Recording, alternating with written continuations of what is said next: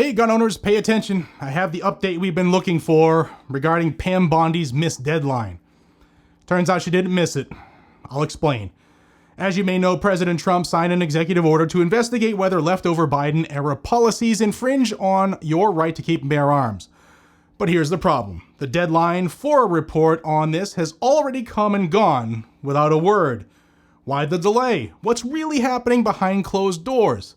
And is this just political theater, or is Trump actually taking action to protect our rights? I'm going to break it all down for you, so stick around. Before I jump in, if you love the Second Amendment, subscribe to the channel. This is where you're going to find all the stuff on the Second Amendment, no matter how good or bad it is. If you believe in protecting our constitutional rights, this is the place for you. And a shout out for today's sponsor, Attorneys on Retainer. If you're serious about self-defense, get serious about defending yourself with Attorneys on Retainer. I'll say it really easy. Best program in the land. They work in every single state. With the update that's coming in a couple short weeks, they're adding a ton of stuff to the program. You're going to want to stay tuned.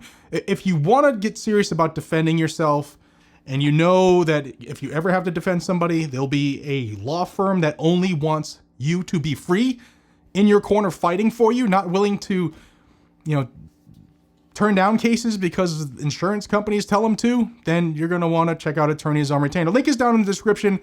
I'll save you $50 off your individual sign up or $25 off your family sign up if you use the link down below and my code GNG. Thank you for, taking the opportunity to hear me out on that. All right, so let's talk about this here, because this has been on our mind, all of us, for 2 weeks now almost.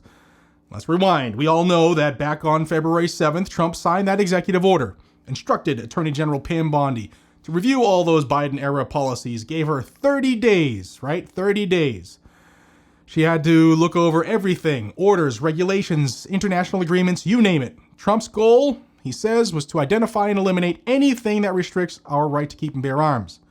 And if you remember, Trump didn't mince words on the executive order. The order states the Second Amendment is an indispensable safeguard of security and liberty, foundational to maintaining all other rights held by Americans. Now, on the surface, this sounds great, right? The president actually making gun rights a policy priority and working to eliminate unconstitutional restrictions. But here's where it's going to get sketchy for us. According to Trump's executive order, Bondi, like I said, had 30 days, and that deadline came and went on March 9th, 2025. But when reporters reached out to the White House for answers, crickets. No response. But today, we got something, not too long ago.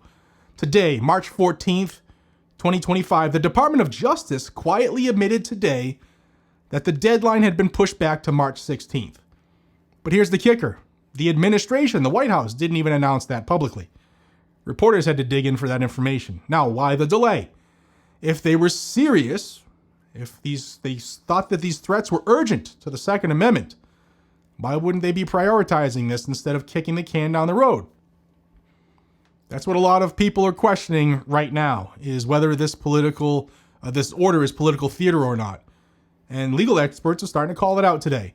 But what if they're really doing serious work behind the scenes to try to make sure that whatever they do on these Biden things, where it's the frame and receiver rule, zero tolerance, pistol brace, all the stuff, maybe they're trying to make it bulletproof because they know that once they do this, that the lefties and the anti-gun groups are going to try to sue, and they want to make sure it's bulletproof.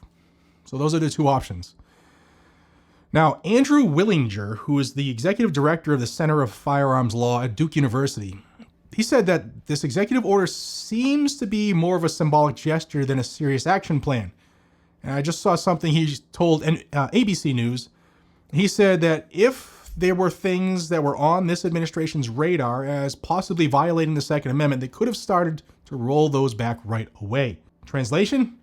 If Trump really saw Biden-era gun control policies as a serious threat, why not immediately repeal them instead of setting up this whole review process, kind of like he said he was going to do? It was all going to be done the first day or the first week in office. That's a valid question, one that every gun owner should be asking themselves right now. But the big question is now, what happens on March 16th? Will the Trump administration come out swinging and dismantle unconstitutional Biden-era restrictions? Or will this whole thing quietly fade away with no real action? If we don't see actual policy changes, then this executive order is nothing more than political theater, a way to rally the gun rights base without actually delivering results. The same gun rights base that got him elected again. And that's why we need to stay loud. If the government thinks that they can push around our God-given rights and push them to the side, and that we'll just sit back and take it, well, they've got another thing coming. We're not complying with any more bullshit. And that's why channels like this one exist, to hold politicians accountable no matter what side of the aisle they're on. So what do you think? Is this executive order a genuine step forward for gun rights, or just another empty promise from politicians? Let me know in the comments down below. I am trying to stay cautiously optimistic. I have to think that they're going to do something, but I guess we'll have to wait and see, right? While you're here, hit the subscribe button and turn on notifications, because we're tracking this story every step of the way. If the government tries to sneak something past us, you're going to know about it first here on Guns and Gadgets. Again, a huge thank you to our sponsor, Attorneys on Retainer. If you're a gun owner, having legal protection, real legal protection, is essential. Check them out in the link down below, and don't forget to use my code G&G to save money. Until next time, stay armed, stay free, and stay vigilant. I love y'all. God bless America. Take care.